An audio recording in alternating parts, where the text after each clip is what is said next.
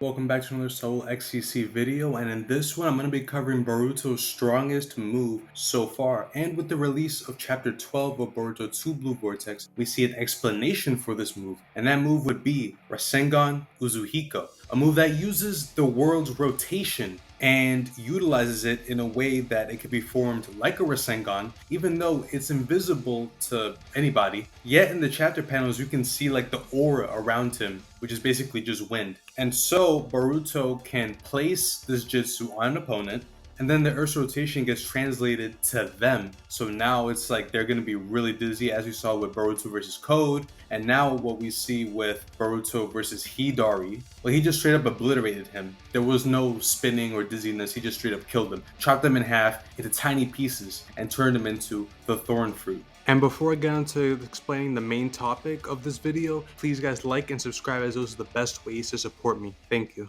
So the most important thing that you guys need to know about the Rasengan UZUHIKO is not just that it uses the Earth's rotation, but Boruto can actually charge it. Now, he can charge it to any level he wants. We saw with Code, he was pretty much charging it during the whole fight, you could say, because his feet were both planted into the ground. That is the main motion that he has to do to actually charge planetary chakra. And in his own words, it can be charged for a few seconds and be basically like a regular Rasengan, or like the vanishing Rasengan he used back in part 1. Or he can charge it up for about a minute or so, I'd say. It is a pretty good estimate. And it's basically a one-shot kill. In his own words, he said this. So one-shot kill guaranteed. And that's on Hidari, which is an above Baryon mode level threat. Keep that in mind. And another basic function of this move is that once he places this on you, it's game over. Only he can take it off of you. Basically, he could turn it on and off, just like he did with Code in the beginning chapters. He was able to turn it off to try to get Code to help fight the Shinjus with him, but that didn't turn out so well because Code just dipped. And you know what? That really reminded me of Minato, because remember, when Minato places a flying Raijin seal on anybody, it's on him forever. And that led me to make that connection. And it really reminds me of when Boruto said his flying Raijin jutsu was not as good as his grandpa's Minato's. That again makes a connection to where Boruto is more like Minato than Boruto being like Naruto. Because the Rasengan UZUHIKO kind of has like similar properties to Minato's move in the way of how both of their seals work.